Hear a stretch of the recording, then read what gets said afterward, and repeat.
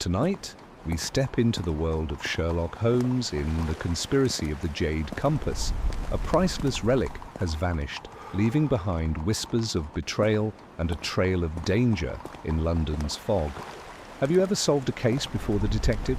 Let us know in the comments. Now, light a candle, get comfortable, and let the mystery begin.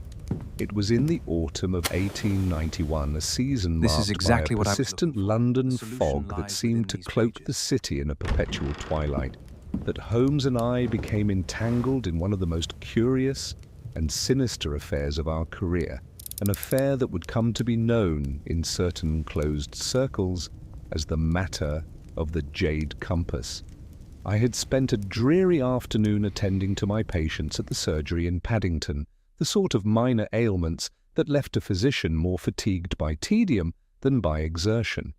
It was with no small relief that I hailed a hansom and directed it to Baker Street, for I had long suspected Holmes to be engaged upon some fresh inquiry, and his cases provided a tonic far more bracing than any I could prescribe for myself.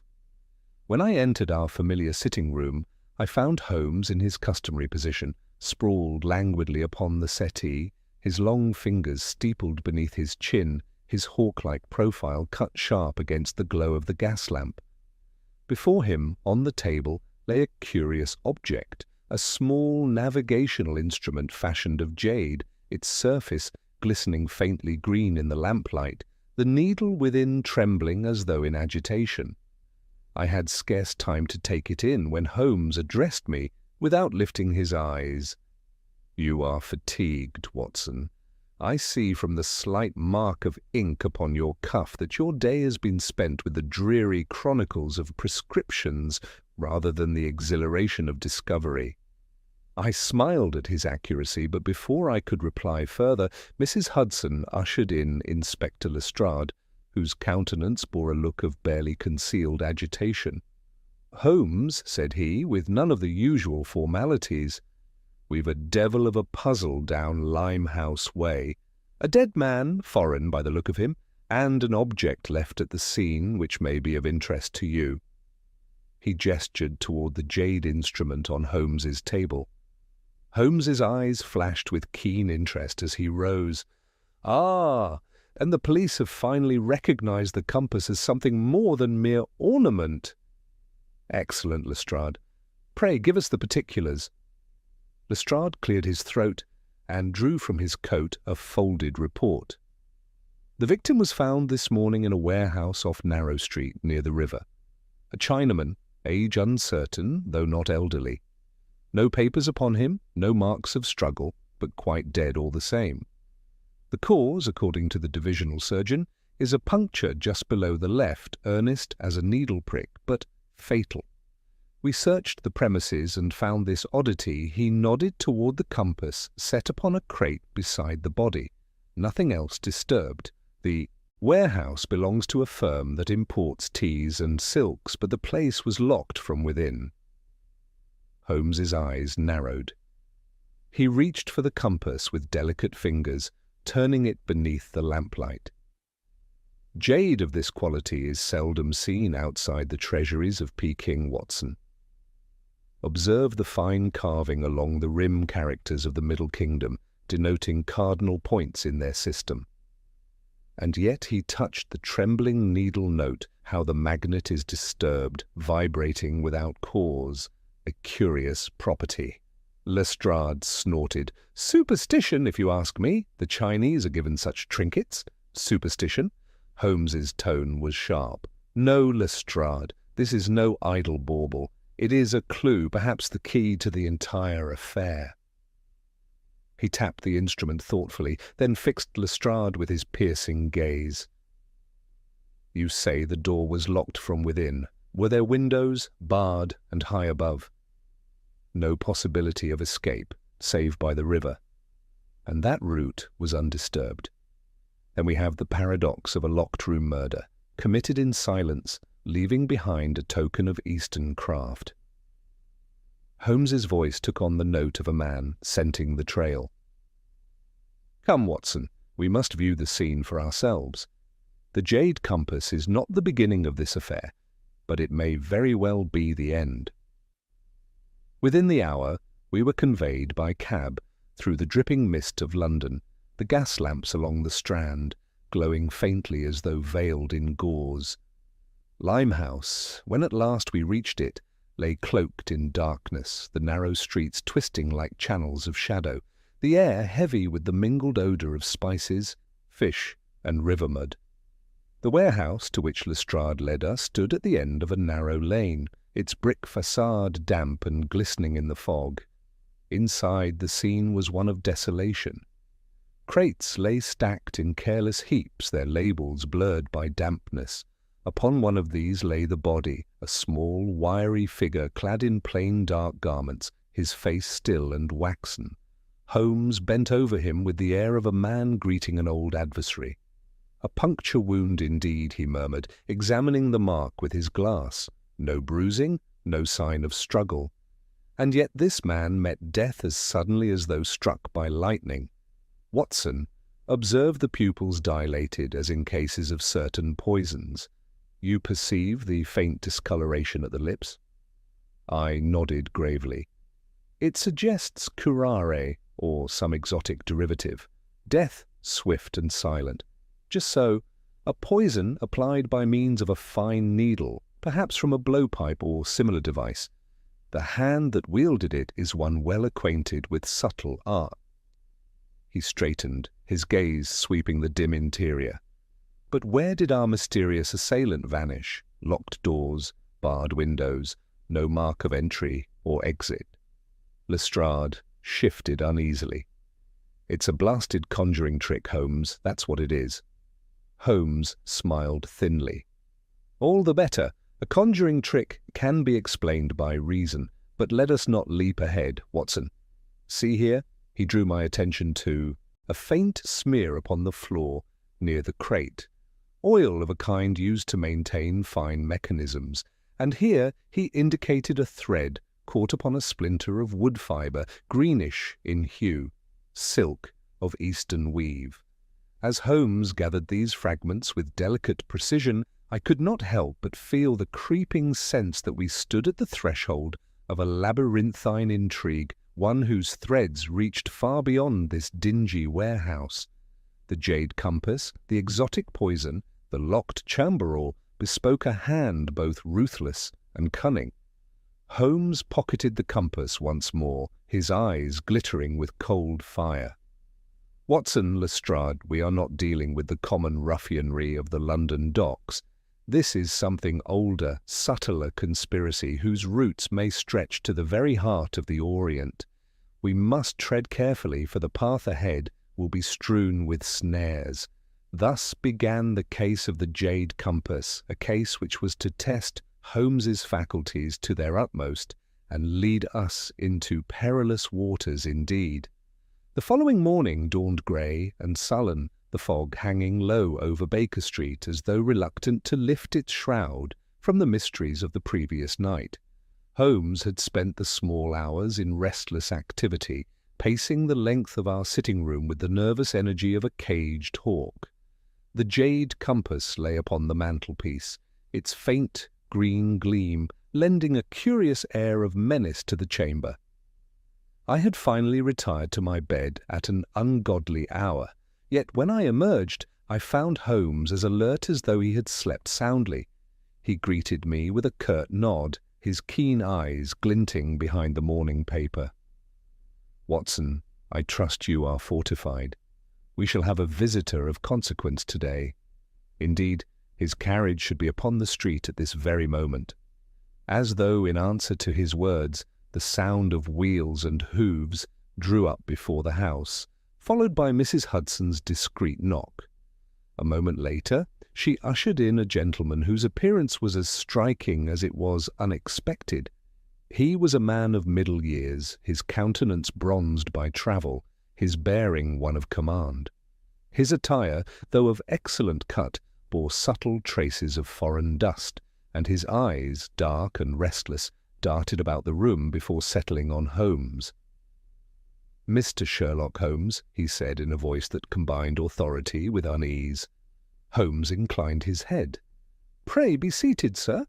I perceive that you have recently arrived from the Orient, that your health has been somewhat impaired by the climate, and that your errand with me is one of considerable delicacy." The gentleman started, casting me a glance of astonishment. "How, in heaven's name?" Holmes waved his hand impatiently. "Your cuffs, still stained with the red dust peculiar to the quays of Hong Kong, your complexion, showing the sallowness of recent fever, and your manner, betraying the strain of secrecy. But let us dispense with the preliminaries. I have reason to think your business concerns the singular affair of the Jade compass." The visitor drew a sharp breath and leaned forward. "Then it is true the thing has already surfaced in London." Holmes's thin lips curved in a humourless smile. "You confirm, then, that the compass is of significance?" "Excellent. I shall be grateful if you would enlighten us." The gentleman introduced himself as Sir Reginald Carew, formerly in service to the Colonial Office, and more recently a director of a trading consortium that dealt extensively with the ports of the Far East. He explained that during his tenure abroad he had become acquainted with certain clandestine societies whose influence extended beyond the ordinary bounds of commerce or politics. One such society, he said gravely, is known as the Brotherhood of the Jade Compass. To the uninitiated, it is a legend whispered in back alleys, a tale to frighten children. But I assure you, gentlemen, it is a power as real as the tides of the sea. Their symbol, always a compass carved of jade, is left as a warning upon those who cross them. Merchants have been ruined, captains have vanished, and even officials have fallen prey to their reach. Holmes leaned back in his chair, his fingers pressed together. "And you believe the death in Limehouse to be their work?" Sir Reginald nodded grimly. "The manner of it is all too familiar, silent, sudden, with no trace of the hand that struck. The Brotherhood thrives on secrecy, and their agents move unseen." I could not repress a shudder as I recalled the lifeless form in the warehouse, the tiny wound that had brought about so swift an end. "But what purpose could they have in London?" I asked. "Surely their quarrels are confined to their own shores." "Not so, Dr. Watson," said Carew. "London is the heart of the empire, and where trade flows, so too do secrets and intrigues. I fear that some matter of great consequence is at stake, one that may imperil not only individuals, but the security of the Crown itself." Holmes's eyes gleamed with that fierce light I had come to recognize as the herald of intellectual battle. "Then we must tread with caution, for if we are indeed facing an organized society, our every move will be observed." At that moment Lestrade was announced, his expression a mixture of irritation and concern. "Holmes," he said, brusquely, "we've another development. The dead man from Limehouse has been identified. Name of Chen Lu, a clerk employed by a shipping firm with offices on the river. Harmless enough by all accounts. Yet no sooner had he heard his name than his employer refused to answer questions, and the neighbours claim not to have seen him for weeks. It's as though the man lived two lives, or was compelled to," murmured Holmes. He turned to Carew. "Does the name Chen Lu signify aught to you?" Carew frowned.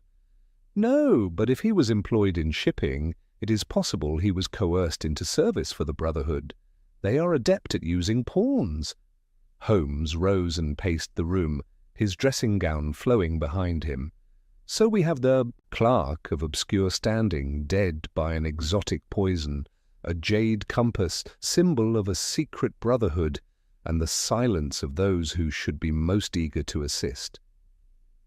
It is a tapestry, Watson, woven of threads both bright and dark. The pattern is not yet discernible, but it exists."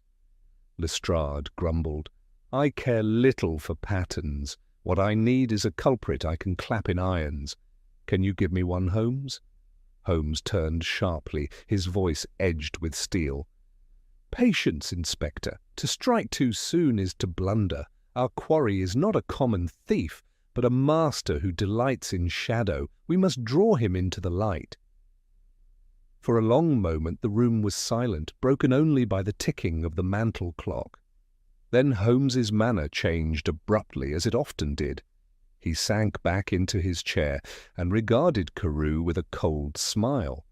"Tell me, Sir Reginald, why did you come to me? Surely a man of your standing has channels of his own."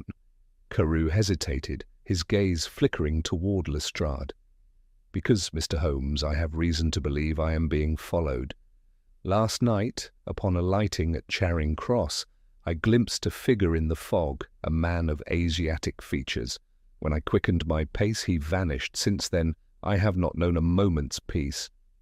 Holmes's expression grew grave. "Then the matter is even more urgent. Watson, you will accompany Sir Reginald back to his lodgings. Observe closely all who approach. Lestrade, redouble your watch upon the river. I shall remain here to make certain inquiries of my own." "And what inquiries are those?" asked Lestrade suspiciously. Holmes's smile was enigmatic. "The compass trembles, Inspector, because some magnet draws it. I intend to discover the source." Thus we parted company that morning, each with his assigned task. I confess that as I accompanied Sir Reginald through the fog-bound streets, I felt the oppressive weight of unseen eyes upon us. The thought of the Brotherhood, moving silently through the very heart of London, was enough to chill even the stoutest heart.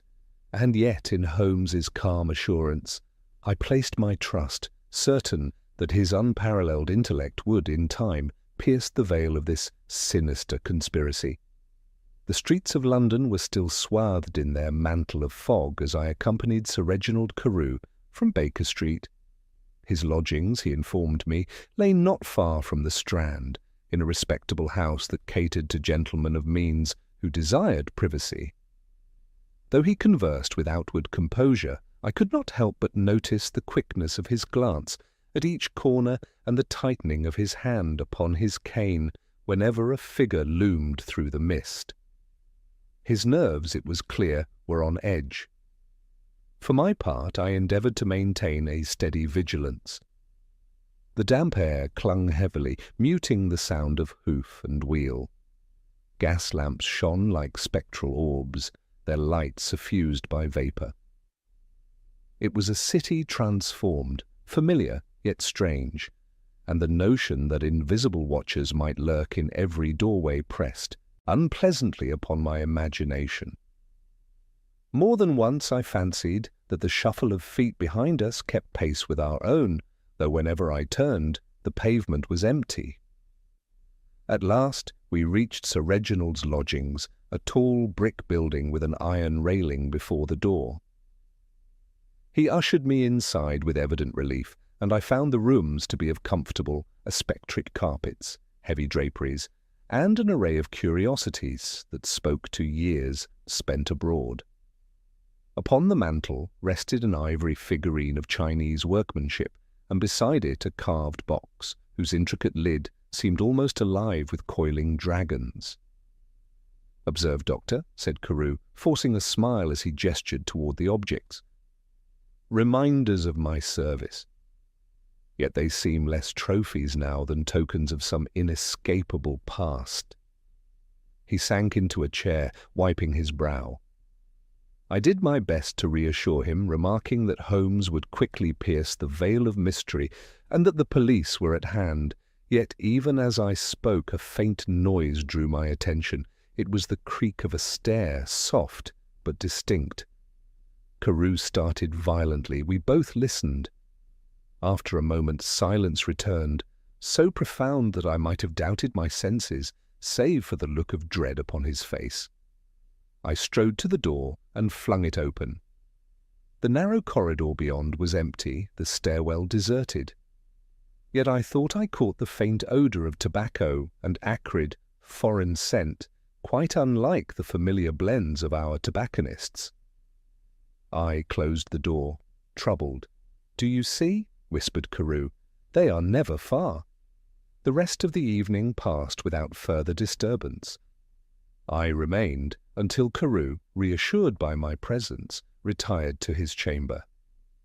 Only then did I take my leave. The fog had thickened to an impenetrable shroud, and the lamps glowed like smudged stars. As I descended the steps, I felt again that eerie sense of being watched. My hand strayed to the revolver I habitually carried, though I had scarcely drawn it since the campaigns in Afghanistan.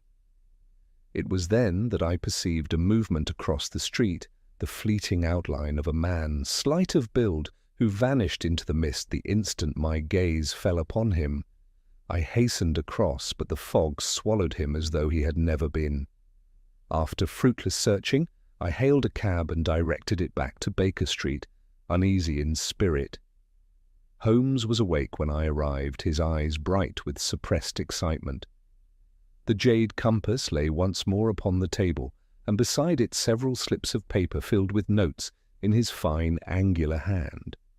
He listened intently as I related my experience at Carewe's lodgings, his face betraying no surprise. "Excellent, Watson," he said when I had finished. "Your instincts served you well. The scent of foreign tobacco, the faint tread upon the stair, clear evidence that Carewe is under surveillance, and the figure you glimpsed in the fog confirms it. They shadow him, as I suspected. But to what end?" I demanded. "Why not strike as they did with Chen Lu?" "Because," Holmes replied, tapping the compass with his long finger, "Carewe is of greater value alive for now. They watch to ensure he does not stray beyond their control. His knowledge of certain matters is what places him in peril. Until they have secured that knowledge, they will bide their time." He fell into a silence, his gaze fixed upon the trembling needle of the compass. At length he rose abruptly. "Come, Watson, there is no time to lose. We must pay a visit to the offices of Chen Lu's employer. Lestrade will have already blundered with blunt questions. We must employ subtler methods." It was mid-morning when we arrived at the river, the fog giving way to a pallid light that revealed the bustle of shipping traffic. The office of Singh & Company, shipping agents, was a narrow structure wedged between two warehouses. Within, we were received by a clerk whose manner was one of forced politeness. Holmes, adopting an air of casual inquiry, professed interest in consignments bound for the Orient, and asked after Chen Lu, as though he were an acquaintance of passing interest. The clerk stiffened visibly. "Mr. Chen was in our service, yes, but he has not reported for weeks. We assumed he had left of his own accord. A most unreliable fellow." Holmes's eyes glinted. "Unreliable? And yet you entrusted him with sensitive documents?" The clerk blanched. "I beg your pardon, sir." Holmes leaned forward, his voice low. Come. Do not dissemble. The faint odour of sandalwood in this office, the presence of shipping manifests inked in Chinese characters upon your desk. These are not for common trade. You deal with clients of a more secretive nature. Chen Lu was not dismissed for negligence. He was silenced for what he knew. The man stammered a protest, but Holmes had already turned away, his expression cold. "Watson, we have learned what we require. Come." Outside, I pressed him for an explanation. He drew me aside into a quiet alley, his voice quick and eager. "Do you not see, Watson? Chen Lu was more than a mere clerk. He served as an intermediary between this firm and certain hidden principles. He learned too much, and for that he was destroyed. But mark this, his employers fear exposure. Their silence is as telling as confession." We returned to Baker Street, where Holmes spent the afternoon in feverish calculation, darting from chemical table to reference volumes and back again. At last he flung aside his notes with an exclamation. "The pattern emerges, Watson. We stand upon the threshold of a conspiracy that spans continents. Yet there remains a missing piece, one thread without which the tapestry cannot be complete." As he spoke, a sharp knock came at the door. Mrs. Hudson entered, pale and perturbed. "A message, Mr. Holmes, delivered by a boy in the street. He ran off the moment he handed it to me. Holmes seized the envelope. Its paper was thin, foreign, the characters upon it written in a flowing Chinese hand. He slit it open and scanned the contents swiftly. His face hardened. "What does it say?" I asked. Holmes handed it to me. The message was brief, chilling in its simplicity. "The compass points only once. Meddle no further, or the needle shall turn upon you." I looked up, my blood chilled. "A warning?" "A declaration," Holmes replied grimly. "The Brotherhood is aware of us. And with that knowledge, Watson, comes danger in its most subtle form. The game has begun in earnest." The warning letter lay upon our table like a coiled serpent, its brief words filled with menace. Holmes regarded it with a composure that was almost studied, yet I, knowing him as I did, detected the flicker of excitement in his eyes. For Holmes, danger was never a deterrent. Rather, it sharpened the faculties of his mind to their keenest edge. "Watson," he said at last, tapping the note with his long finger, "this is no idle threat. The author intends that we should retreat in fear, but it is also clumsily veiled. Observe the script written with deliberate care, but the hand is not native to these characters. An Englishman, or at least a European, has sought to disguise himself. The strokes lack the fluidity of one trained from childhood." I leaned forward, astonished. "And then you mean to say that?" "That our enemy may not be purely foreign. There is complicity here, Watson, an alliance between East and West. It is often so in conspiracies one lends secrecy the other opportunity." Before I could reply, there came a knock at the door, and Lestrade entered, looking as though he had been harried from pillar to post. He carried under his arm a bundle of papers, which he laid upon the table with a sigh of exasperation. "Holmes, I'll tell you plain, this business is more trouble than it's worth. We've questioned every man in Limehouse, every sailor on the docks, and we've had nothing but silence."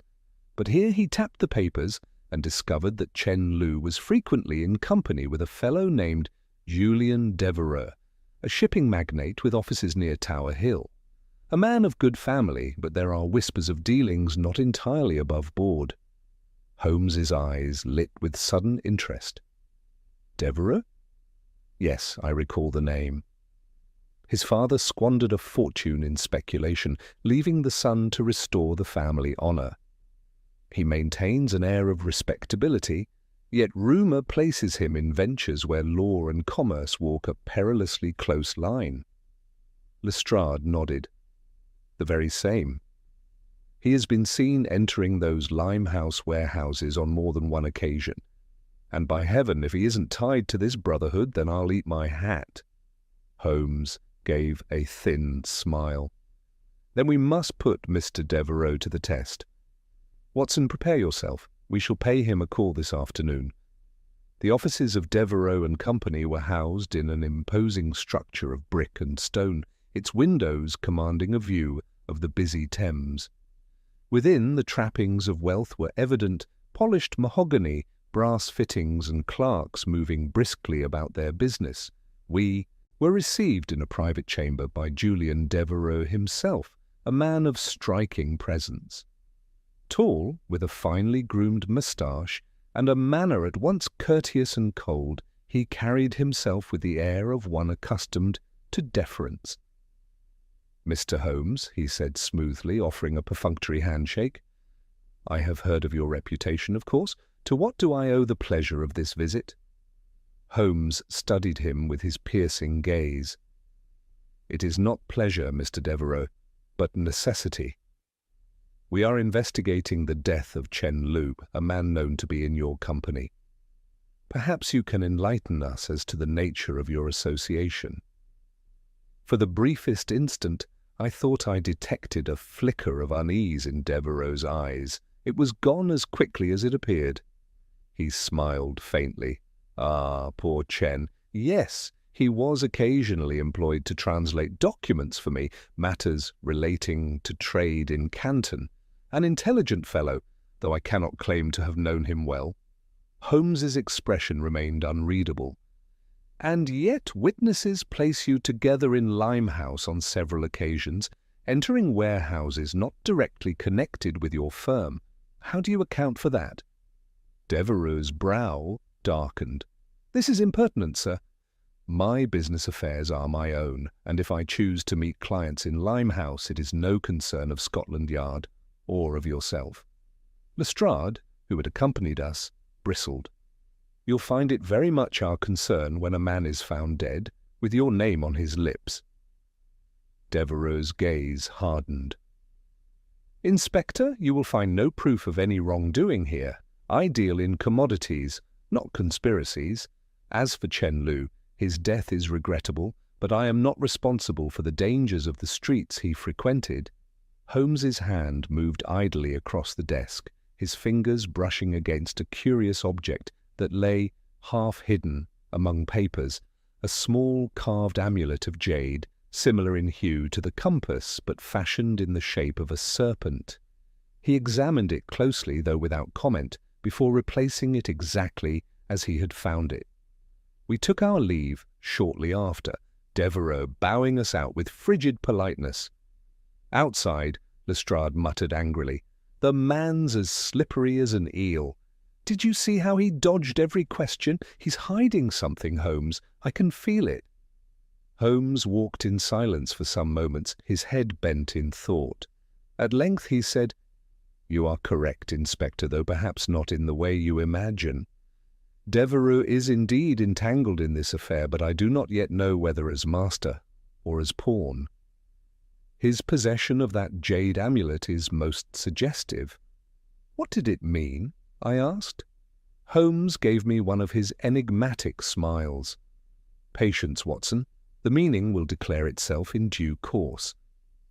For now, suffice it that Mr. Devereux has entered the stage, and with him comes a shadow that stretches further than he himself might suspect." That evening, back at Baker Street, Holmes was unusually restless. He paced the floor, his pipe clenched between his teeth, clouds of smoke wreathing about him. At length he paused before me.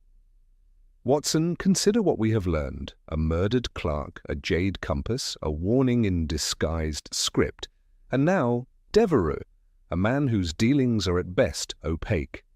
The temptation is to seize upon him as the villain, for he fits the role too neatly. And yet he raised a finger. Truth seldom lies upon the surface. Beware the obvious suspect." "Then you believe him innocent?" I asked. "Innocent? Not necessarily, but guilty of what and to what degree is the question. A greater hand moves behind the scenes, one whose touch we have yet to feel. Until then, we must watch and wait." As if to underscore his words, a sharp rap sounded upon the door. Mrs. Hudson entered, bearing a small parcel wrapped in brown paper. "This was left by the messenger, sir." No name was given. Holmes unwrapped it with swift precision. Within lay a fragment of silk, green as the fibre we had found in the warehouse, and upon it a single symbol embroidered in crimson thread. It was the likeness of a compass, its needle pointing east. Holmes held it up to the lamplight, his eyes glittering. "You see, Watson, the Brotherhood moves their pieces across the board. Devereux may be king, knight or pawn, but the game is far from over." His voice dropped to a murmur, more to himself than to me. "The compass points east, but why? That, Watson, is the riddle we must solve." The fragment of green silk lay upon our table, long after the messenger's footsteps had faded into the fog. Holmes turned it this way and that beneath the lamplight, his eyes alight with that peculiar gleam which spoke of some hidden revelation. I watched him in silence, for I had long learned that his mind moved best when unencumbered by questions. Yet after some minutes he spoke, more to himself than to me. "East," he murmured, "always east. The compass points there, the needle quivers, the thread directs us. And yet, how curious, "What do you discern?" I asked at last. Holmes smiled faintly, tucking the fragment into his pocket. "That, my dear Watson, must remain for the present within the privacy of my own mind. To speak too soon would be to risk error, and I cannot afford error in this matter." His refusal piqued my curiosity, but I knew better than to press him. Holmes often withheld the keystone of a case until all the lesser stones were in place, and his triumphs had taught me patience. Instead, I busied myself with recording our notes, while he fell into his customary abstraction, pacing the floor with quick, noiseless steps. The following day, Holmes announced that we must return to Limehouse. "It is there," he said, "that the threads converge. The Brotherhood is not an abstraction, Watson, it walks our very streets. And in Limehouse the shadow is deepest." We set out by cab, the morning fog yielding to a thin drizzle that slicked the cobbles and lent a mournful gleam to the river. The narrow alleys of Limehouse teemed with life-sailors from distant ports, traders hawking exotic wares, children darting like phantoms through the crowd. Yet beneath the bustle lurked an air of unease, as though every passer-by carried secrets too dangerous to voice. Holmes moved with purpose, his keen eyes darting from signboard to shuttered window. At length he paused before a small tea-shop, its faded characters proclaiming it to be the property of one Li Huan. Within, the air was thick with the aroma of steeped leaves and incense. A few patrons sat hunched over their cups, but all looked up sharply as we entered.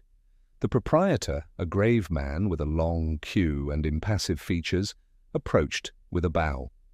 Holmes ordered tea in fluent Cantonese, a skill which astonished me, though it seemed not to surprise our host. We were shown to a corner table, where Holmes leaned close. "Observe, Watson, this place is not a common shop. The cleanliness, the order, the quiet all bespeak discipline. It is a gathering place, but for whom?" I scanned the room, noting the furtive glances cast in our direction. "You suspect it is connected to the Brotherhood?" "I am certain of it." "And if I am correct, we may presently receive confirmation."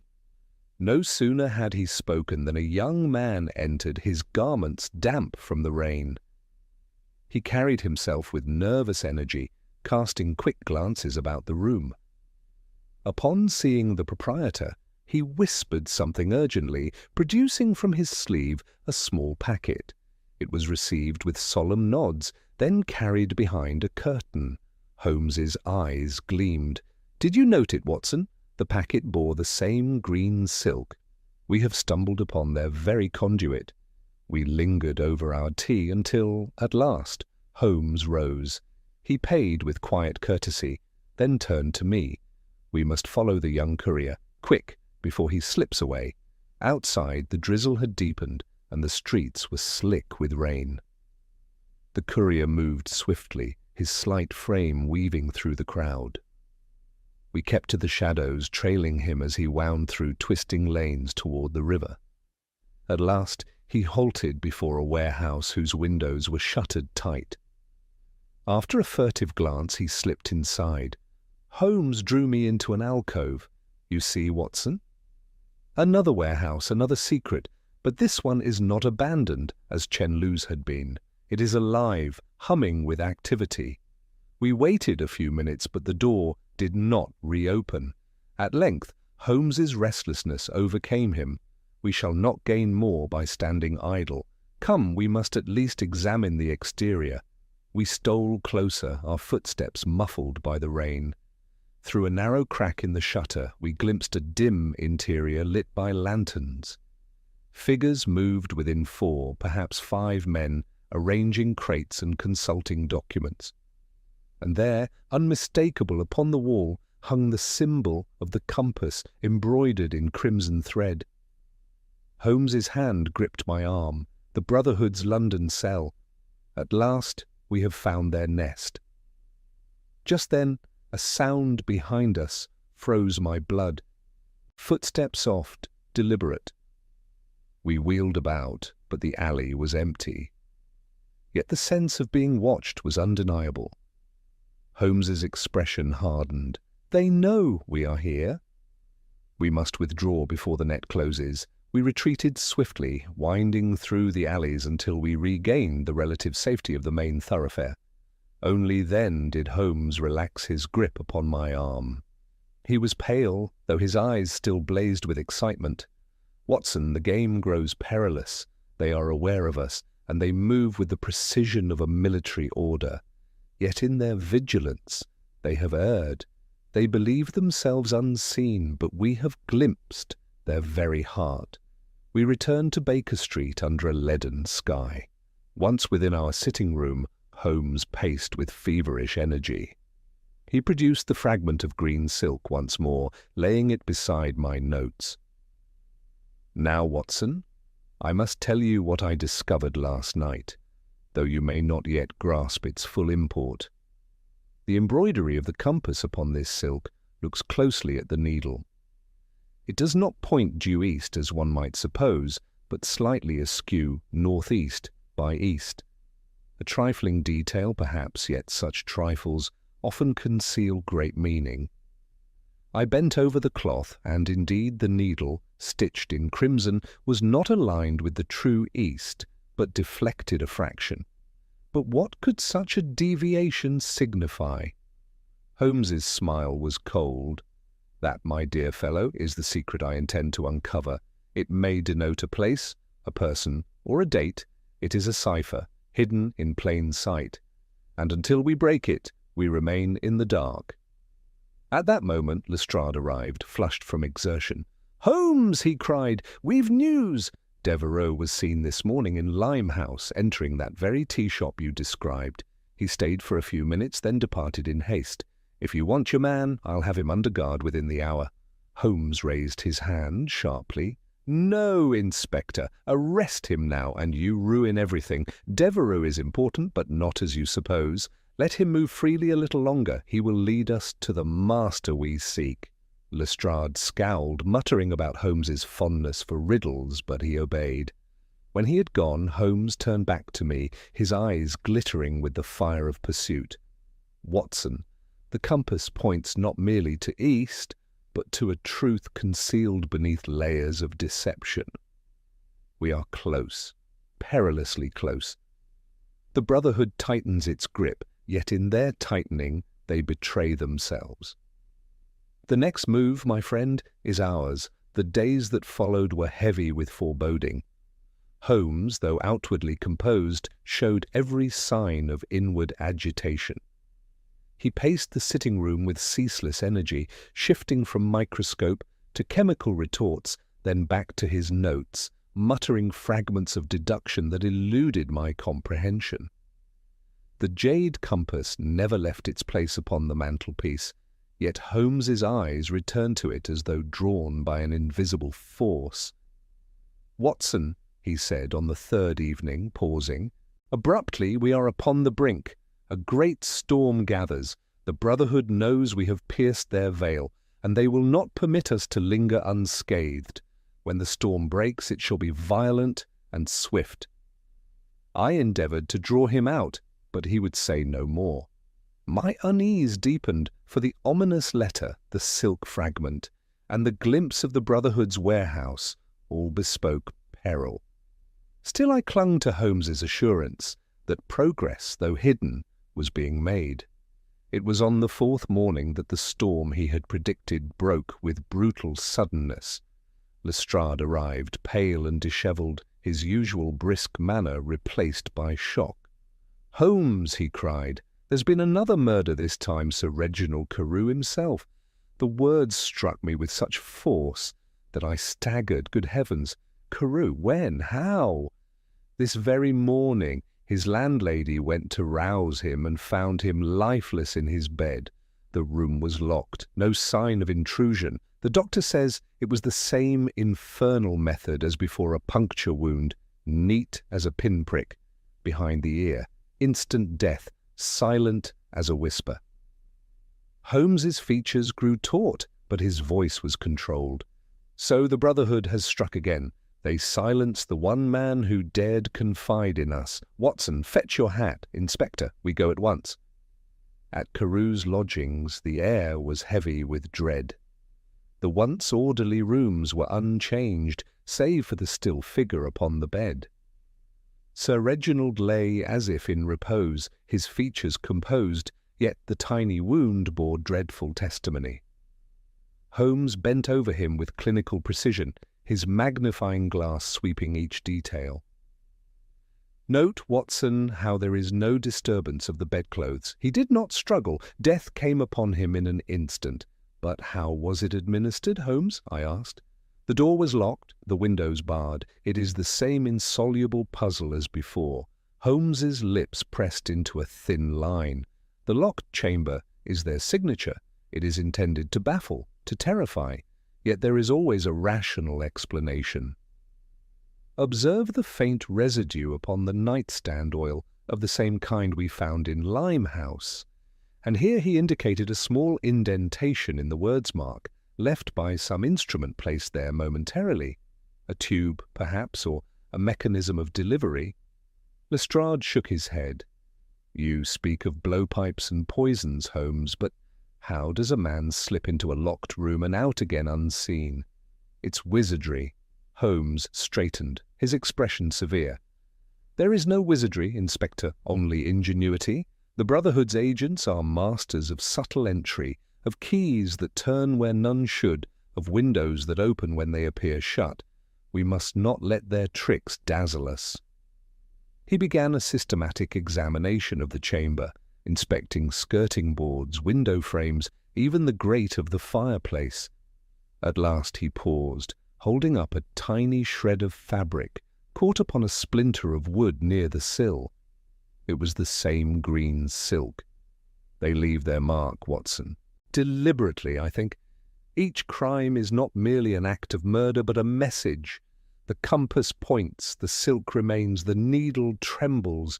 They wish us to know they are invincible," Lestrade swore under his breath. "And what am I to tell the Commissioner?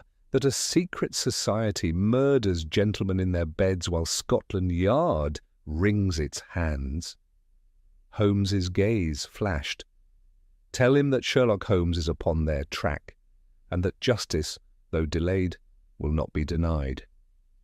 We returned to Baker Street, where Holmes threw himself into furious activity. He spread maps across the table, tracing lines from Limehouse to Tower Hill, from the tea shop to Carew's lodgings. Pins marked each location, threads of crimson connecting them in a pattern that only he perceived. "Watson," he said at length, noted how each point aligns roughly along a single axis northeast by east. It is the same deviation marked upon the compass's needle. These crimes are not scattered at random. They form a deliberate line across London. I stared, bewildered. But what lies at the terminus of this line? Holmes's smile was grim. "That is what we must discover. Somewhere at the end of that axis lies the Brotherhood's ultimate object. Until we find it, more lives are in danger." At that moment, a commotion arose in the street below. Peering from the window, we saw a small crowd gathered, murmuring excitedly. A constable shouted for order, holding back curious onlookers. At the centre lay a man, collapsed upon the pavement. Holmes and I hastened down.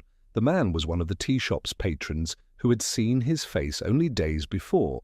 He was insensible, his breath shallow, his pulse faint. Upon his chest lay a scrap of green silk, pinned by a slender needle.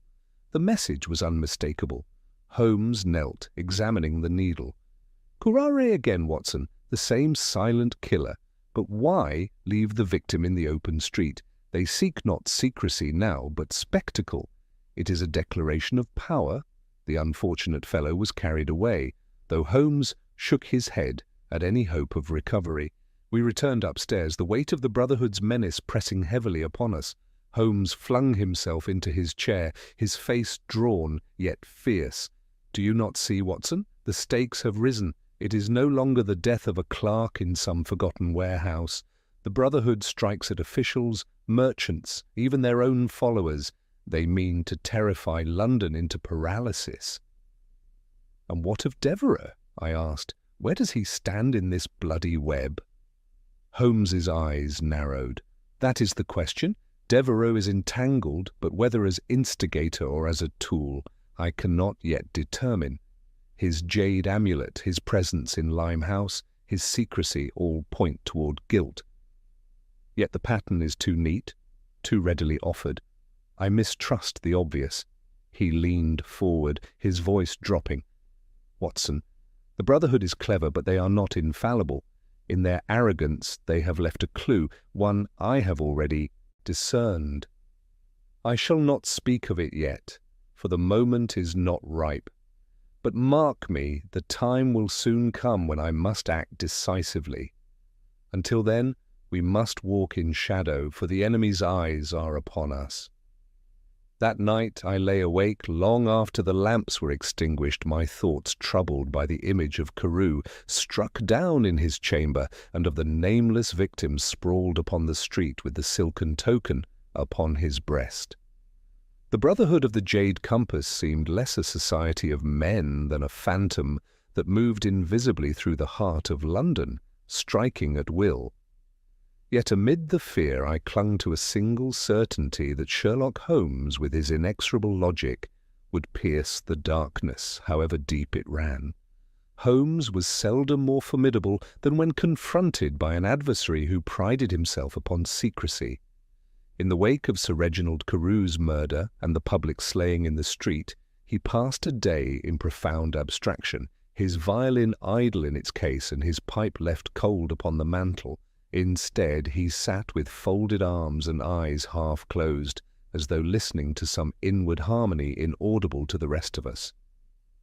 I had learned to recognize these moods as preludes to decisive action. On the evening of the second day, he roused himself, his gaze sharp once more. Watson, the time has come to strike a note of our own.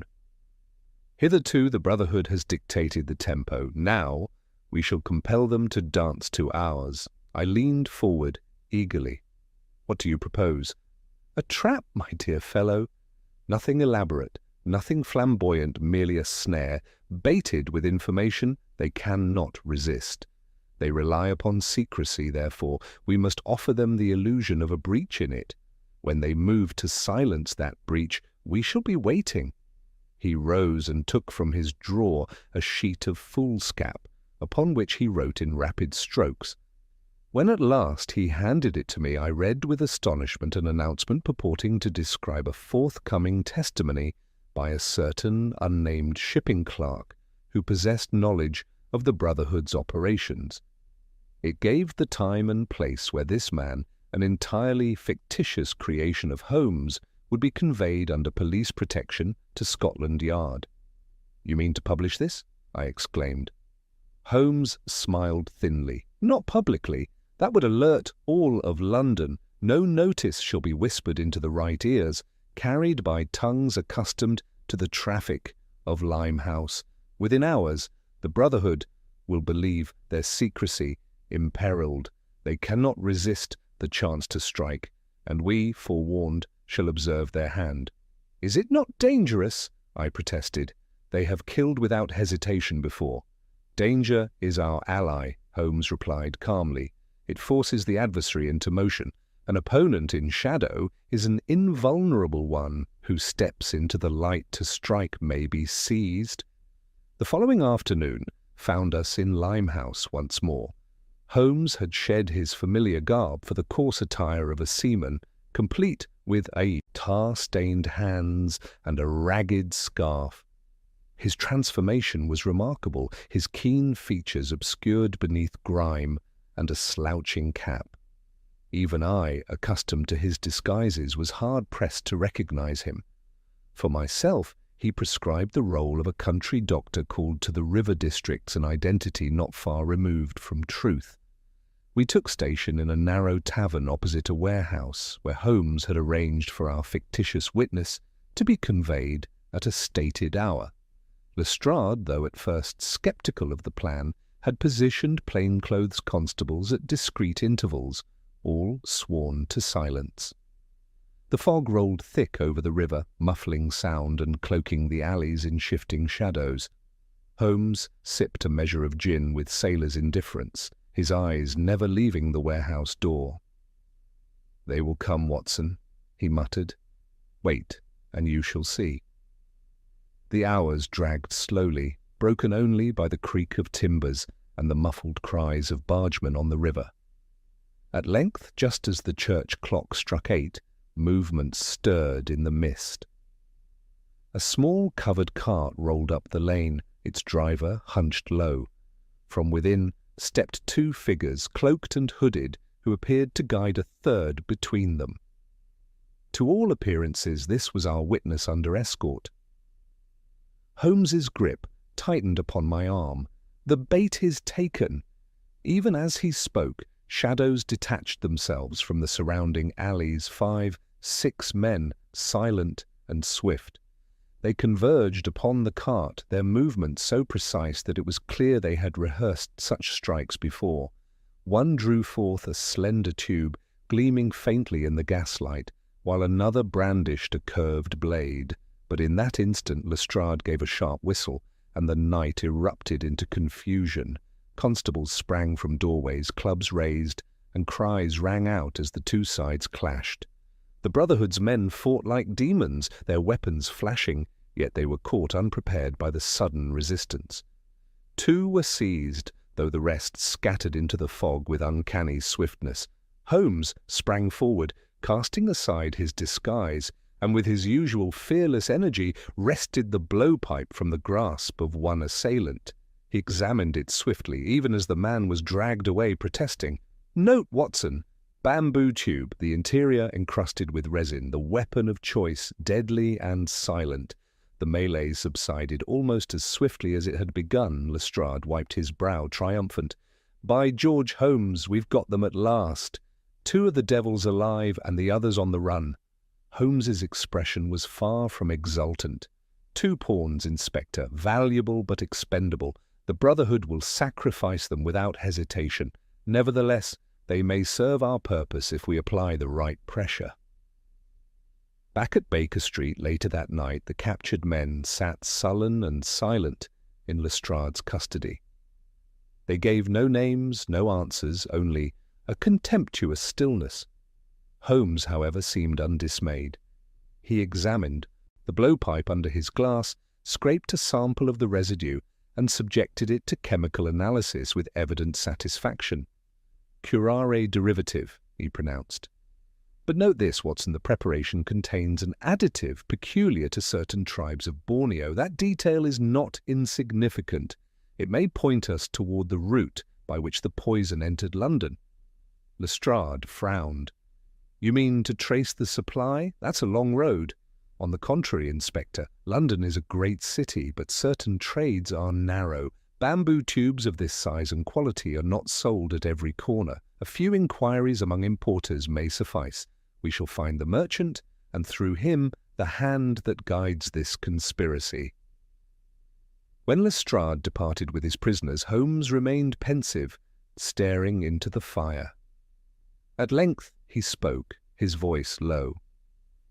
"Watson, tonight we forced the Brotherhood to show its hand. They moved swiftly, efficiently, yet they erred in one respect. They believed the false witness to be genuine. That tells us they do not know how much we have discovered. Their ignorance is our strength." He rose, taking the jade compass from the mantel and holding it aloft. Its needle trembled faintly, quivering as though alive. "Mark my words, Watson, the compass shall lead us yet. Tonight we struck back and the balance shifted, but with every move we make, the danger deepens. The Brotherhood will not forgive this affront. They will come for us, and when they do, we must be ready." I could not sleep soundly that night, for the images of the fog-shrouded battle and the cold gleam of the blowpipe haunted my thoughts. Yet mingled with fear was a growing conviction that Holmes had seized the initiative at last. The Brotherhood, for all its shadows and mysteries, was not invulnerable. Step by step, Holmes was drawing them into the open, and though the path ahead was perilous, I felt the faint stirrings of hope. The morning after our encounter in Limehouse found Holmes in an unusually vigorous humour. He had scarcely slept, yet his eyes shone with the fire of pursuit, and his manner was charged with purpose. The blowpipe lay disassembled upon the table beside an array of chemical residues, while his notebooks bristled with new annotations in his precise hand. "Watson," he declared, thrusting aside his breakfast untasted, "the net is closing. The Brotherhood believes itself unseen, but each thread we draw tightens about them. Their instruments betray them, the silk, the compass, and now this." He held aloft the bamboo tube. "It is a weapon of death, yes, but also a trail. We must follow where it leads." Our first errand took us to the East India docks, where the great warehouses loomed like fortresses of commerce. Holmes moved swiftly among the importers' stalls, his questions sharp and precise. To my astonishment, he described with accuracy the dimensions of the bamboo and the peculiar resin used to treat it. Most merchants professed ignorance, though their eyes widened at the description. At last, an elderly trader named Mr. Harwood admitted that a consignment of similar tubes had arrived some weeks prior. "Came in a crate with spices," he said, rubbing his chin. "Oddest thing, too, there were but a dozen pieces finely carved, quite out of the ordinary. I sold them to a gentleman who paid in gold sovereigns, no questions asked." "And the gentleman's name?" Holmes asked. The trader shook his head. He gave none, but he was tall, well-dressed, and spoke like an educated man. English, no doubt about that. Holmes's eyes gleamed. "Devereux," he murmured, too low for Harwood to hear. Then aloud, "Did he say whether the tubes were to be delivered?" Harwood nodded. "He requested they be sent to a warehouse in Limehouse Narrow Street, if memory serves." Holmes pressed him for further details, then led me swiftly away. When we had regained the cab, his face was alight with satisfaction. "You see, Watson, the chain tightens. The tubes entered London by ordinary trade, purchased by a man of wealth and refinement. The line runs straight to Devereux. Yet, as I have warned, the obvious suspect must be treated with suspicion. His role may be more subtle than appears." That evening we attended Lestrade at Scotland Yard, where the captured Brotherhood men languished in their cells. They remained obstinately silent, though one had scrawled strange symbols upon the wall with soot from his lamp. Holmes examined them with care, copying them into his notebook. "It is a cipher," he pronounced. "Compass points again, arranged in curious sequence. East, east, northeast, east again, a code of direction, perhaps a map of movements across the city." Lestrade groaned. "Another of your puzzles, Holmes. I want names and confessions, not riddles." Holmes regarded him coolly. "Patience, Inspector. When the map is read, it shall lead us directly to their lair. You may have your names soon enough." As we departed the yard, Holmes drew me aside. "Watson, I have discerned the pattern. These directions correspond not to streets, but to the river itself. Each point marks a dock or landing along the Thames. The Brotherhood moves by water, shifting their operations like shadows upon the tide. That is how they enter locked rooms and vanish unseen. They come and go by concealed waterways." I was struck by the brilliance of the deduction, recalling the proximity of each crime to the river. Then the warehouse, the tea shop, even Carew's lodgings, all were within reach of these channels. Precisely. London's veins are not its roads, but its waters. The Brotherhood flows through them as silently as blood through an artery. To catch them, we must trace the current to its heart. The next day, Holmes enlisted the services of a waterman whom he trusted. Disguised once more in the garb of labourers, we embarked upon a small skiff and rowed along the fog-laden Thames. The great river rolled darkly beneath bridges and wharves, its surface broken by barges and steamers. Holmes's gaze swept the banks with hawk-like intensity. At one secluded inlet, half concealed by reeds, he signalled for silence. There, against the embankment, a narrow door was set into the brickwork, half submerged by the tide. Faint traces of silk fibres clung to the wood. Behold, Watson, the Brotherhood's hidden entry. By such doors they pass, like ghosts, unseen by any upon the street. We dared not enter then, for the tide was high, and the place likely watched. Instead, Holmes made careful note of the location. We shall return at the opportune moment. For now, we must learn more about Devereux. The line points to him, yet the hand behind it may be another's. That evening, fortune played into our hands. As we returned along the Strand, Holmes halted abruptly, drawing me into the shadow of a doorway. A brougham had pulled up before a fashionable club, and from it descended Julian Devereux. His air was confident, yet his eyes darted nervously. He exchanged a few words with a man who emerged from the Cluber swarthy individual of unmistakably foreign bearing, then pressed something into his hand. The glint of jade caught the lamplight before it vanished into the man's coat. Holmes's grip tightened upon my arm. "Did you see, Watson?" A token was exchanged. Devereux is no innocent client. He is in active congress with the Brotherhood. "Then surely he is the ringleader," I exclaimed. Holmes's eyes narrowed. "Not so fast. He is deeply involved, yes, but I suspect his motives are not aligned with theirs. There is profit in his manner, not devotion. He may be a partner of convenience, not a sworn member." Before we could follow, the men parted, Devereux re-entering the club, while his companion slipped away into the night. Holmes exhaled softly. "Another thread, Watson. Each must be traced. The Jade changes hands, but to what end?" Back at Baker Street, Holmes spread the cipher, the compass, and his notes across the table. He worked late into the night, his eyes glittering in the lamplight. At last, he flung down his pen with a cry of triumph. "The map is complete!" "Watson, the compass points not to the east in some vague sense, but to a specific point along the river. All lines converge upon an abandoned dockyard near Wapping. It is there the Brotherhood holds council. It is their sanctuary in London." I felt a thrill of mingled fear and anticipation. "And what do you propose?" Holmes's expression was grim. "We must go there, not rashly, not in force, but with stealth and eyes open. The Brotherhood believes themselves secure, hidden in the very arteries of London. If we can pierce their sanctuary, the heart of the conspiracy shall be laid bare." He replaced the jade compass upon the mantel, its trembling needle casting a faint shadow. "The net tightens, Watson. The Brotherhood closes upon us, but we too close upon them. One more step, and the veil may be torn aside."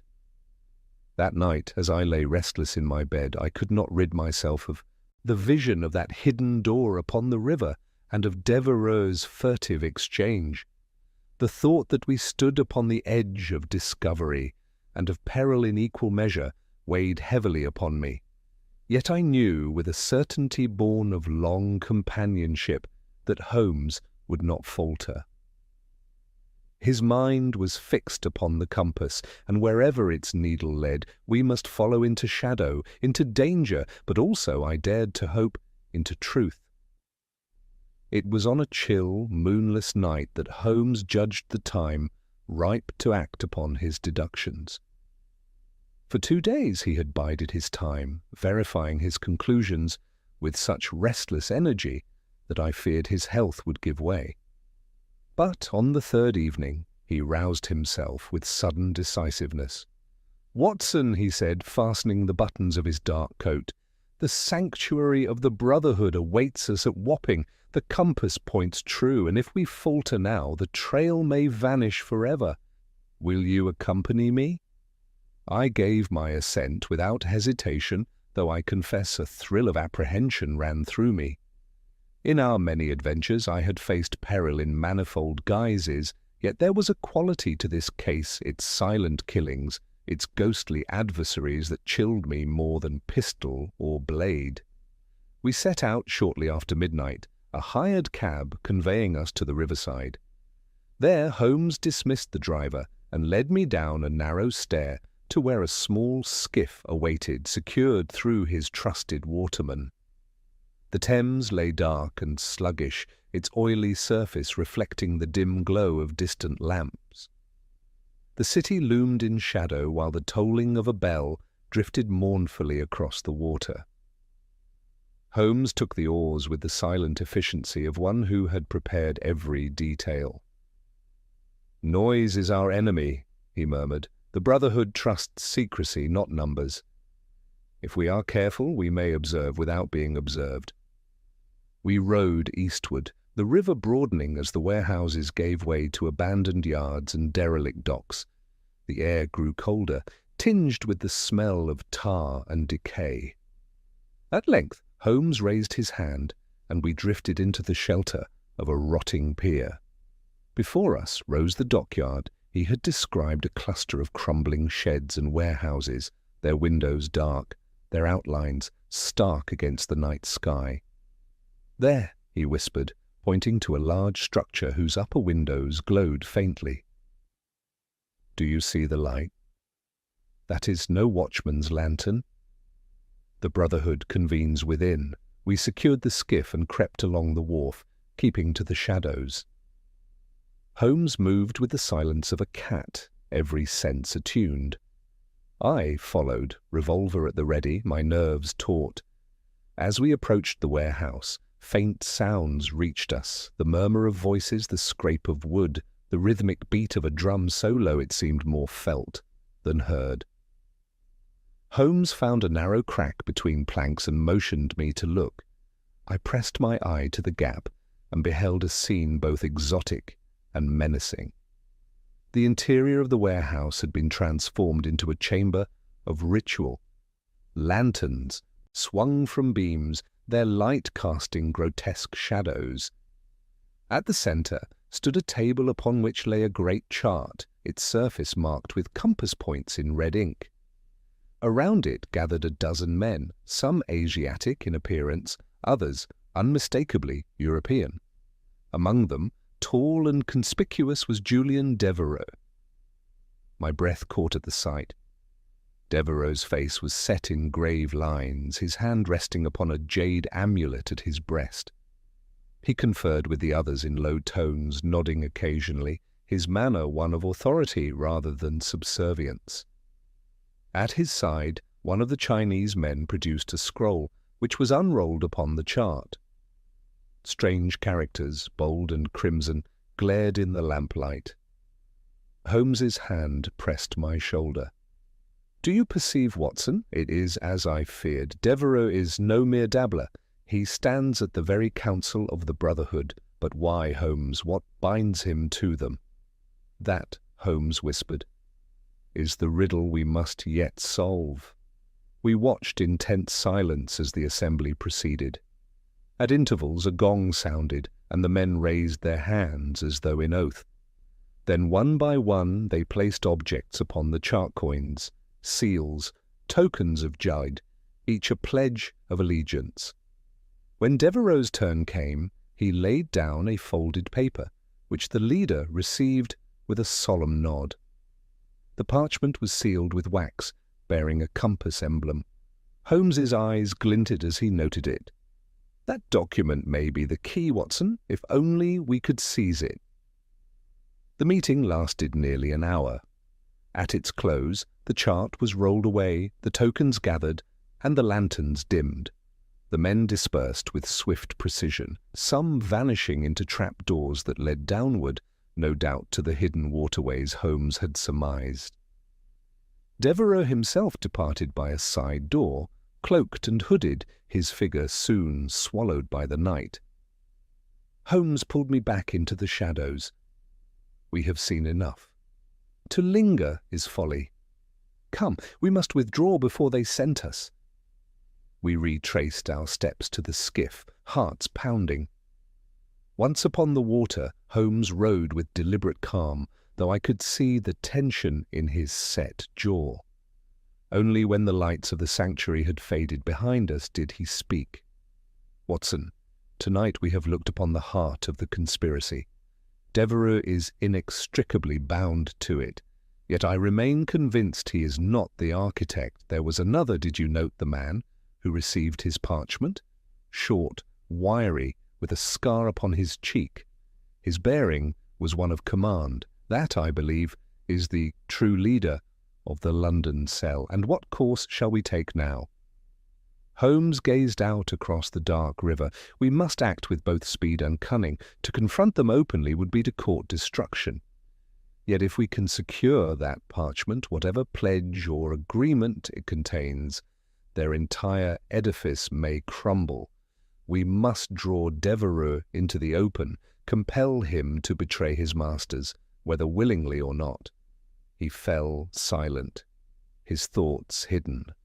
The skiff rocked gently as we drifted with the current, and the distant bells of St. Paul's tolled the hour. I felt a shiver, not wholly due to the night air.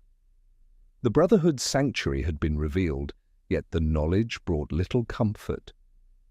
For in its shadows moved men of ruthless purpose, armed with poisons and secrecy, their reach extending far beyond Limehouse. Back at Baker Street, Holmes flung himself into his chair with uncharacteristic weariness. The jade compass still quivered upon the mantel, its needle trembling as though it sensed the dark forces arrayed against us. Holmes regarded it with narrowed eyes. "The compass points ever east," he murmured, "and tonight it has led us into the lion's den. The next step, Watson, shall be the most perilous of all. We must confront Devereux not as supplicants but as hunters, yet we must tread lightly, for one false move may doom us both." I could not suppress a chill at his words. Yet beneath the fear stirred a growing sense of anticipation. For though the Brotherhood of the Jade Compass wove its snares with diabolical cunning, I had seen the fire in Holmes's eyes, and I knew, as I had always known, that no web of deceit could long withstand the blade of his reason. The morning after our reconnaissance of the Brotherhood's sanctuary, Holmes was already in motion before I had descended for breakfast. I found him poring over correspondence, his eyes gleaming with the unmistakable fire of resolve. The jade compass lay upon the mantel as ever, but now it seemed less a riddle than a talisman of war. "Watson," he said, thrusting a sheet into my hand, "our adversary has reached the height of his confidence. Devereux moves openly, believing his mask unassailable. That presumption is his weakness. It is time we pulled at the thread he cannot afford to lose." I read the document with surprise. It was a letter from a shipping broker addressed to Devereux, confirming the dispatch of a cargo bound for Hong Kong. The letter was intercepted, Holmes explained, through means which I considered questionable, but which he deemed necessary. Its contents seemed ordinary enough, merely bills of lading and confirmation of consignment. Yet Holmes's keen eye had detected more. "Note the marginal figures," he said, pointing to a series of numbers scrawled in ink. "Seemingly routine notations, yet they correspond exactly to the cipher directions we saw at Scotland Yard. East, east, northeast, east again. Devereux communicates with his confederates under the cloak of commerce. These consignments are not merely goods, they are vehicles of conspiracy." I stared at him in wonder. "Then his business empire is but a facade?" "Precisely. Through his ships the Brotherhood extends its reach. Weapons, poisons, couriers they pass unseen under the flag of trade. Devereux is the hinge upon which the London cell turns. If we dislodge him, the whole machine may falter." Holmes's plan, as he outlined it, was as audacious as it was perilous. He proposed to confront Devereux indirectly by luring him into believing that a trusted subordinate had betrayed him. Once suspicion was planted, Devereux would act to preserve himself, and in so doing reveal the extent of his dealings. To strike at the head is rash, Holmes observed, but to set the head against its own body, that is strategy. That evening we made our way once more to the Strand, where Devereux's offices glowed with the warm light of industry. Holmes had assumed a new disguise, a bookkeeper of nervous disposition, spectacles perched upon his nose and a ledger clutched in hand. I, as ever, was cast in the role of his medical companion, summoned should frailty overcome him. We gained admittance under the pretext of delivering urgent figures from the docks. Devereux received us in his private chamber, his manner cool yet faintly impatient. He was impeccably dressed, his jade amulet gleaming at his throat, his eyes betraying neither warmth nor fear. "What business brings you at this hour?" he demanded. Holmes's voice quavered, perfectly in character. "Sir, I beg pardon for the intrusion, but I bring grave tidings. There is talk among the clerks of consignment spoken of in whispers, of ciphered notes upon the manifests. Certain ears have heard that Scotland Yard asks questions, that perhaps one within these walls speaks too freely." Devereux stiffened, his gaze narrowing. "What do you insinuate? That some hand unknown conveys your secrets to others? Forgive me, sir, I dare not say more." "I thought it my duty," Holmes broke off, bowing with exaggerated humility. The effect upon Devereux was instantaneous. His colour darkened, his hand clenched upon the papers before him. "Leave me," he said curtly, "leave me, and speak of this to no one." Holmes complied with alacrity, guiding me from the office. Once we were in the cool air of the street, he shed his disguise with a swift motion, his eyes alive with triumph. "You see, Watson, the seed is sown. Devereux will now question every man about him.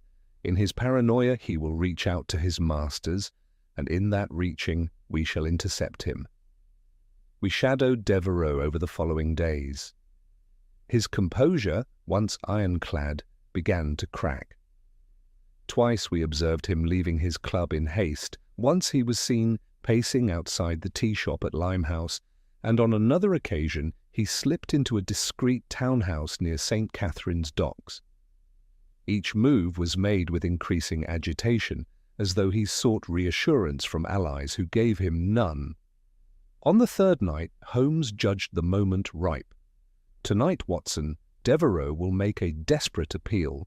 He suspects betrayal and fears exposure. He will seek his masters at the sanctuary, and when he does, we shall follow." Disguised once more as labourers, we trailed him from his residence through winding streets to the river. His carriage dismissed, he proceeded on foot, glancing about with the furtiveness of a hunted man. At length he descended a stair to the very inlet Holmes had shown me days before, the door half submerged by the tide.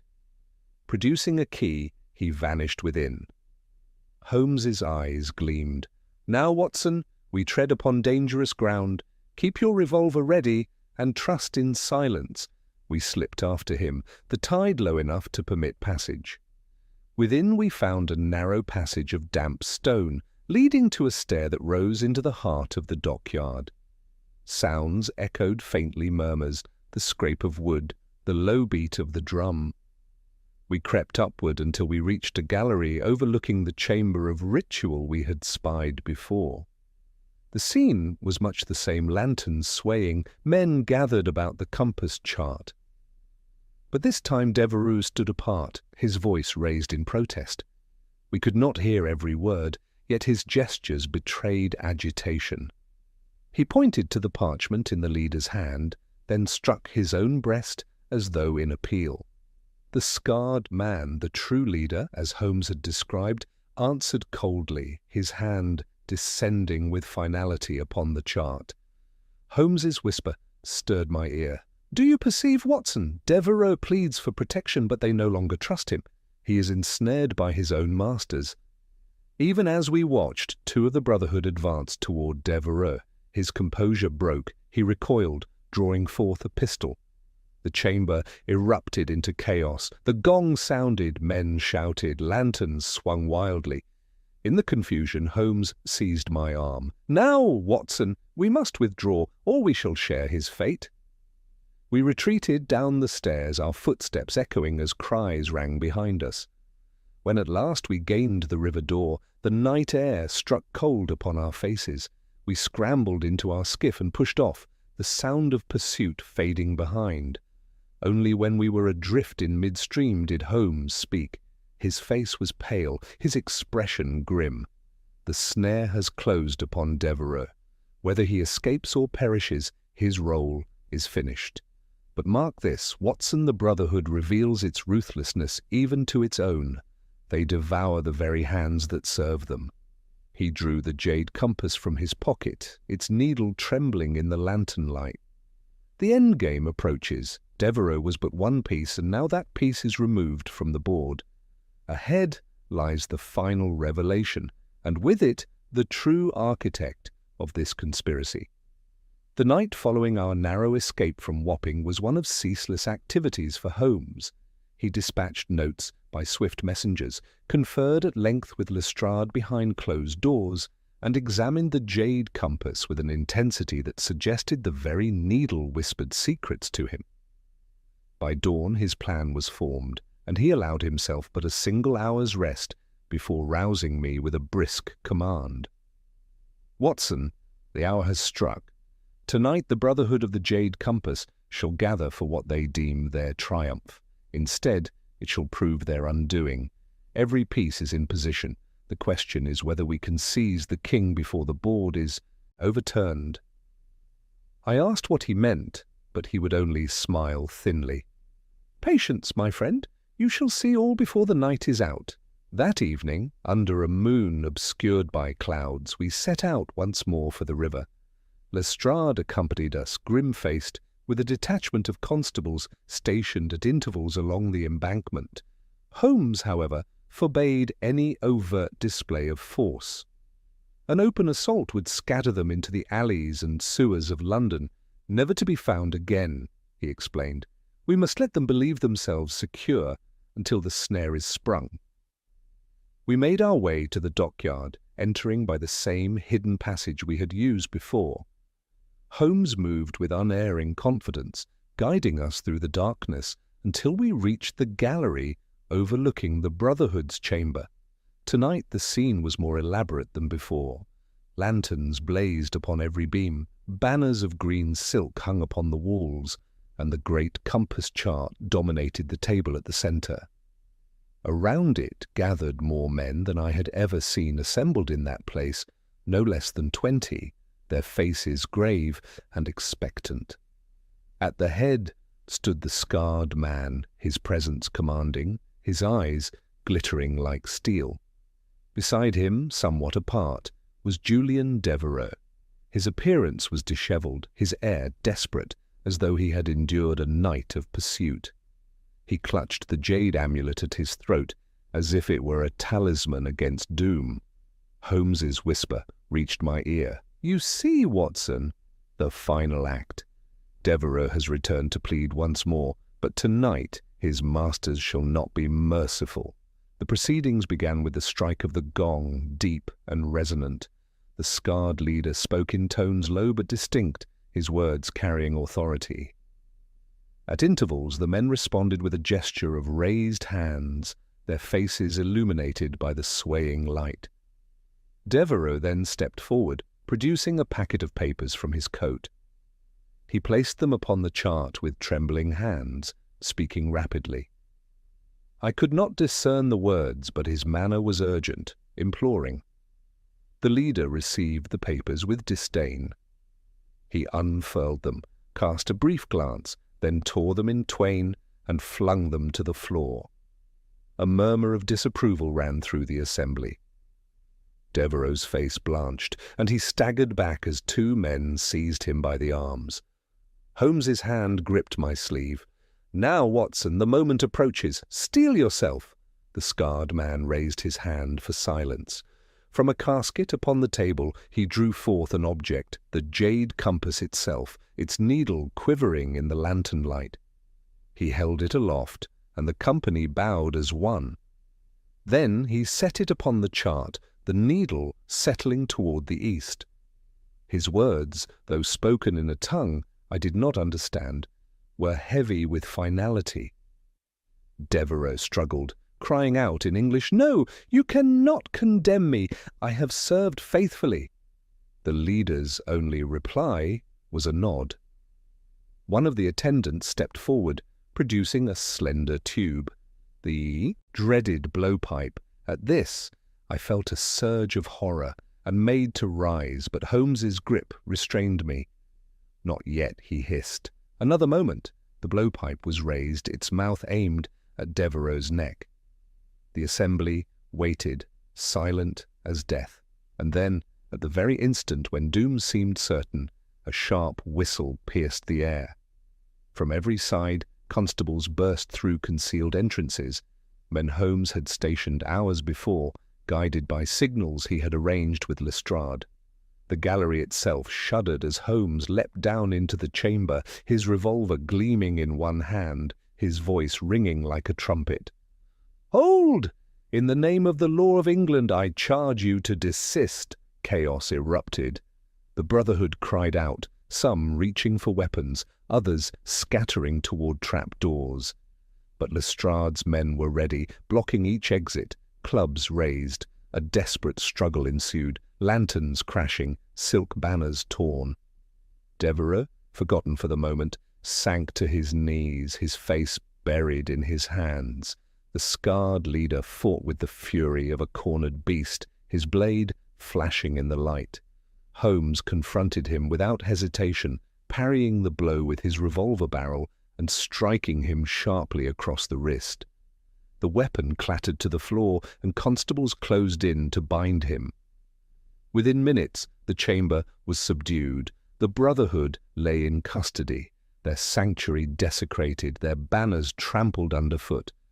Holmes, his breath quick but steady, surveyed the scene with the satisfaction of a man who has bent chaos to his will. Amid the tumult, Julian Devereux raised his head. His face was haggard, his eyes wild. "You do not know what you meddle with," he gasped. "The Brotherhood is greater than this. You may cut off a branch, but the root remains." Holmes regarded him coldly. "Perhaps, but the root in London is severed, and its poison shall no longer taint these waters. As for you, Mr. Devereux, you stand between two worlds. Whether you are a victim or an accomplice is for the courts to decide." Lestrade, flushed with triumph, barked orders to his men. Prisoners were marched away, the scarred leader foremost among them, his defiant gaze unbroken even in chains. The jade compass, seized from the table, was placed in Holmes's hands. He studied it with grave attention, then slipped it into his pocket. "Watson," he murmured, "the time for explanations approaches, but not here, amid the wreckage. Come, we shall return to Baker Street. There, in quiet, I shall lay bare the pattern in its entirety." As we departed the dockyard, the night air struck cool upon our faces. The river rolled darkly beside us, indifferent to the human drama played upon its banks. Holmes walked with long strides, silent, his thoughts turned inward. I followed, my mind awhirl with images: the scarred leader's defiance, Devereux's despair, the compass quivering upon the chart. At last we reached the familiar refuge of Baker Street. Holmes lit his pipe, sank into his chair, and regarded me with the expression I had come to know, the look of a man who has solved the riddle but delays the telling until the stage is fully set. "Watson," he said quietly, "tonight we cut the noose of the Brotherhood in London. Yet the true brilliance of their design remains to be shown. Tomorrow I shall explain all the compass, the cipher, the poison, and the treachery of Devereux. You shall see how each fragment we gathered fits into a tapestry whose pattern is now complete." He leaned back, the smoke wreathing about his sharp features, and for the first time in many days a faint smile touched his lips. "The game is nearly over, my dear fellow. One chapter more, and the compass shall point to its final truth. The dawn after the raid at Wapping broke pale and colourless, the fog lying low upon Baker Street as though reluctant to surrender the night's secrets. Holmes, however, was already alert. He had spent the early hours in quiet reflection, the jade compass upon the table before him, its needle quivering faintly as if attuned to some hidden current. When at last I descended, I found him seated with Lestrade, who had come to hear the promised explanation. "Holmes," said the inspector, weary but exultant, "we have half a score of prisoners safe in cells, and Devereux among them. Scotland Yard shall ring with our triumph. But I confess, though we have the villains in hand, I scarcely comprehend the meaning of it all. Pray, set the matter plain." Holmes inclined his head. "Very well. The time has come to draw together the threads of this tapestry. Watson, your notes will serve as a record. Attend closely, for the story of the Jade Compass is a lesson in deception as subtle as any we have encountered." He began by lifting the compass itself, holding it delicately between thumb and forefinger. "This instrument, gentlemen, is the Brotherhood's symbol and their cipher. At first glance it appears to be a mere navigational toy. Yet note the needle trembles, refusing to settle upon a true east. That deviation, slight though it be, is no accident. It is deliberate code. Each crime we traced lay along an axis aligned with that false bearing. It was not superstition, but cartography. The Brotherhood used the compass as both emblem and map, guiding them to meeting places hidden in London's veins. I nodded, recalling his words by the river. So the compass itself was the key to their movements? Precisely, Watson. And further, each fragment of silk left at the scene bore the same symbol, the needle consistently deflected. To those within the circle, it indicated not only direction, but order of operations. The cipher scrawled upon the prison wall, east, east, northeast, was but an extension of the same principle. It was a language of bearings, invisible to the uninitiated, yet plain to the conspirators. Holmes set down the compass, his gaze sharp. As for their methods, the silent deaths, the locked chambers, these, too, were tools of terror. The blowpipe with its poisoned darts gave the illusion of supernatural power, enabling them to strike unseen. But every trick has its mechanism, keys copied, windows tampered with, river doors concealed. There was nothing of wizardry, only craft. The Brotherhood thrived on fear, and fear is the most potent weapon of all. Lestrade shifted uneasily. And Devereux, what about him? Was he their master or their servant? Holmes's expression hardened. Devereux was the hinge upon which the London cell turned. His shipping empire served as their cloak, carrying contraband, weapons, and men beneath the guise of trade. Yet mark this, he was not one of them by blood or oath. He allied with them for profit, believing himself clever enough to exploit their secrecy while shielding his own reputation. It was arrogance, pure and simple, he thought, to ride the tiger without being devoured. But the Brotherhood tolerates no half-loyalties. The moment suspicion touched him, they turned to destroy him as ruthlessly as they slew Chenlu or Carew. He paused, his voice low. That, gentlemen, was why we witnessed his desperation in the sanctuary. He was not pleading for conquest, but for survival. I interjected. Yet, his jade amulet, the token we saw upon him, surely it signified membership. Holmes shook his head. A symbol, yes, but not initiation. It was given as a pledge, not as a mark of brotherhood. Devereux mistook it for security. In truth, it was his chain. Through it they bound him, and when he faltered, it betrayed him.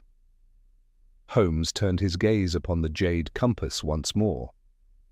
The true architect was the scarred man, whose name, I have since learned, is Chu Ming, once a minor official in Canton, exiled for corruption. He brought with him both the symbol and the poison, weaving a cell of zealots and opportunists here in London. He wielded Devereux's wealth as a tool, but the design was his own. In his arrogance, he believed the empire itself could be unsettled through terror upon its very river. It was a grandiose scheme, doomed by its own excess. Lestrade muttered, "Well, he shall find little scope for schemes behind bars. He is booked for trial at the Old Bailey." Holmes smiled coldly. "If he survives that long. The Brotherhood is hydra-headed. Though we have struck down the London branch, others remain abroad. Yet without Devereux's ships and Ming's cunning, their power here is broken." The conversation turned then to the murders themselves. Holmes explained how Chen Lu, the humble clerk, had stumbled upon the ciphered consignments and threatened to expose them. His death in the locked warehouse was thus the first warning the compass left as signature. Sir Reginald Carew, privy to colonial intelligence, was the next to fall, silenced lest he rally official intervention. The unfortunate man in the street had served as both courier and scapegoat, his public death intended to terrify. And each time, Holmes said, they left their mark, confident none would decipher it. But trifles, Watson always betrays the truth. A fibre of silk, a smear of oil, the deviation of a needle. From such threads the web unravels. Lestrade shook his head with grudging admiration. "By heaven, Holmes, you have a devil's way of seeing what others miss. Without you, we should still be floundering in fog." Holmes dismissed the compliment with a wave. "It is but observation and deduction, Inspector. The rest is persistence." When Lestrade had gone, leaving us in quiet, I turned to Holmes. "And what of Devereux now? Do you believe him beyond redemption?" Holmes's eyes were grave. "He is a man undone by his own ambition. I suspect he will attempt to plead coercion, casting himself as the victim. Yet the law will not absolve him so lightly. His hands are too deeply stained. Whether by gallows or exile, his fate is sealed." He leaned back, his features relaxing. For the first time in many days, the fierce tension left his frame. "Our part, Watson, is over. Others will conduct the trials and secure the sentences. The Jade compass shall be locked away, no longer to tremble upon our mantle." I regarded him with mingled relief and awe. "And you, Holmes, you never feel the weight of such battles, the darkness you pierce, the dangers you court?" He smiled faintly, the smoke of his pipe curling about him. "The world is full of shadows, my dear fellow, but so long as reason remains, the flame is not extinguished. Each case is but another exercise of that flame, and when the compass trembles, pointing east or west, it is not to fate it turns, but to knowledge. That is our true north." Thus ended the strange and perilous affair of the Jade compass. London, ever heedless, resumed its bustle, the fog lifted, and the river rolled on as though it had never borne such secrets. Yet I could not pass the docks of Wapping or the alleys of Limehouse without recalling the silent dart, the silk emblem, and the counsel in the shadowed warehouse. Above all, I remembered Holmes, standing unflinching amid the Brotherhood, his reason a blade against their darkness. It was in such moments that my admiration for him deepened into awe. For though the world saw only a consulting detective, I knew him as something rarer, still a guardian of light in an age where shadows gathered, and a man whose compass, unlike theirs, never trembled from its course.